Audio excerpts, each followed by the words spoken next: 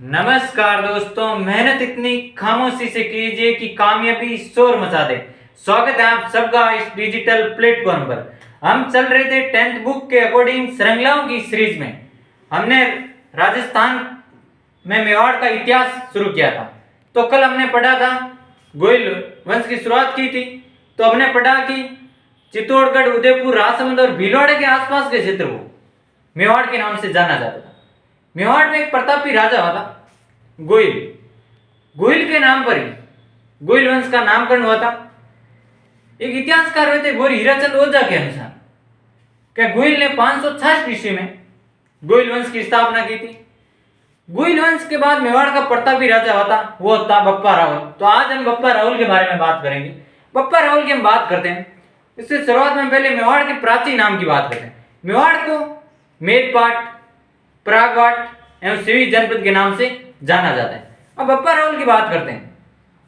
तो बप्पा राहुल ने 734 से 753 ईस्वी तक शासन किया था। उसमें से बप्पा राहुल का वास्तविक नाम का बात करें, बप्पा राहुल का वास्तविक नाम था कालभोज। ये इतिहासकार हुए थे गोरी हीराचंद ओझा के अनुसार। इतिहासकार कौन हुए थे? गोरी हीराचंद ओझा के अनुसार बप्पा राहुल का वास्तविक नाम कालभोज। ऐसा माना जाता है कि बप्पा राहुल हरित ऋषि के मतलब वहां गायें चराते थे। तो हरित ऋषि के आशीर्वाद से इन्होंने 734 ईस्वी में मानमोरी को हराकर चित्तौड़ पर अधिकार कर लिया था।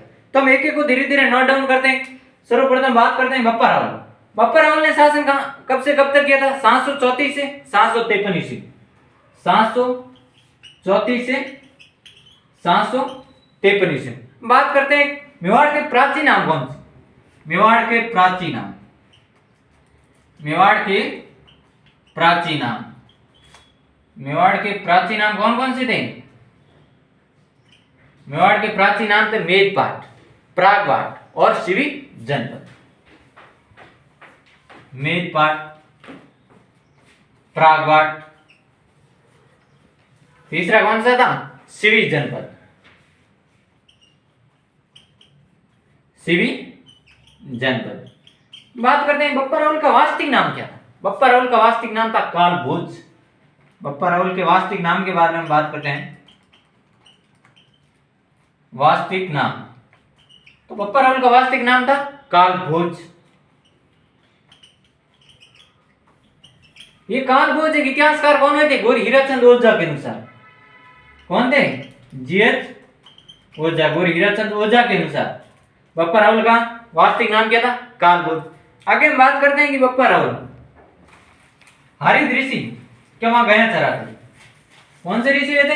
हरित ऋषि। तो बप्पा राहुल गए चराते तो हरित ऋषि के आशीर्वाद से बप्पा राहुल ने 734 ईस्वी में हरित ऋषि के आशीर्वाद से, हरित ऋषि के आशीर्वाद से,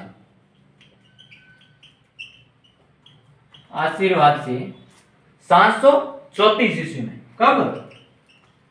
734 ईस्वी में मानमोरी को हराकर, मेवाड़ का उस टाइम राजा कौन था? मानमोरी, चित्तौड़ का। मानमोरी को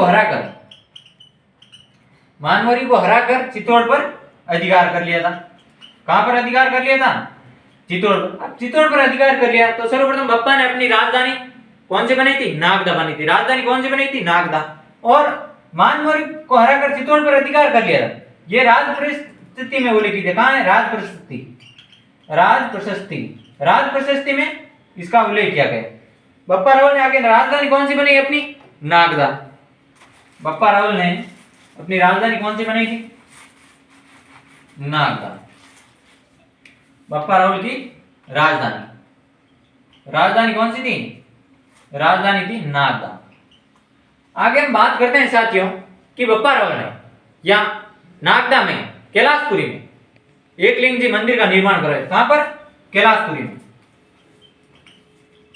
कैलाशपुरी में किसका निर्माण कराया था?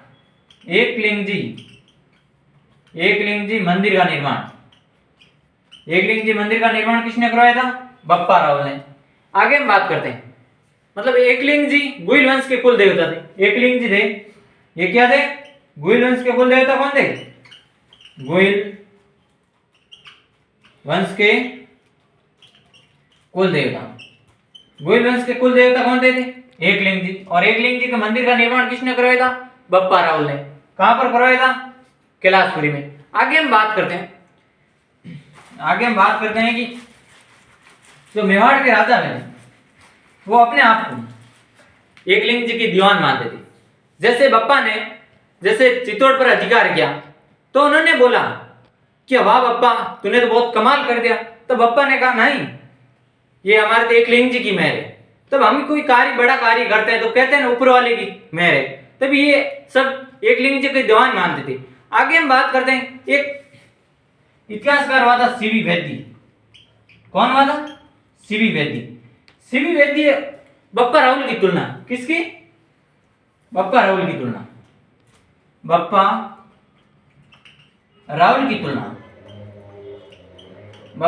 की तुलना किससे करते हैं? चार्ल्स मार्टेल से। ये चार्ल्स मार्टेल कौन था? ये फ्रांसीसी सेनापति था, फ्रांस का रहने वाला। ये यूरोप में मुस्लिमों को खदेड़ रहा था, मुस्लिम आक्रमणियों को खदेड़ रहा था। और इधर बप्पा भारत में मेवाड़ में मुस्लिम आक्रमणकारियों को सिंध तक खदेड़ रहा था। तो दोस्तों आज हमने बात इसलिए सीवी वैद्य ने बप्पा रावल की तुलना किससे की थी? चार्ल्स मार्टेल से की थी। तो आज हमने बप्पा रावल के बारे में पढ़ा। सर्वप्रथम हमने क्या पढ़ा कि बप्पा रावल 734 से 753 ईस्वी तक शासन किया था। बप्पा रावल का वास्तविक नाम कौन सा था? बप्पा रावल का वास्तविक नाम काल घोष था। ये किसके अनुसार था? गौरी हीराचंद ओझा के अनुसार। बप्पा रावल हरित ऋषि के आशीर्वाद से 734 ईस्वी में मानमोरी को हराकर चित्तौड़ पर अधिकार कर लेता है। बाद में बप्पा रावल ने चित्तौड़ अपनी राजधानी कौन से बनाते? नागदा। और कैलाशपुरी में एकलिंग जी मंदिर का निर्माण करवाते हैं और स्वयं को ये एकलिंग जी के दीवान मानते हैं और एकलिंग जी गोइल वंश के कुल देवता है। बप्पा रावल की तुलना सीवी वैद्य, इतिहासकार कौन हुए थे? सीवी वैद्य। वो तुलना फ्रांसीसी सेनापति चार्ल्स मार्टेल से करता है। तो थैंक यू दोस्तों, अगर आपको वीडियो पसंद आए तो लाइक, शेयर और कमेंट जरूर करें। थैंक यू, धन्यवाद।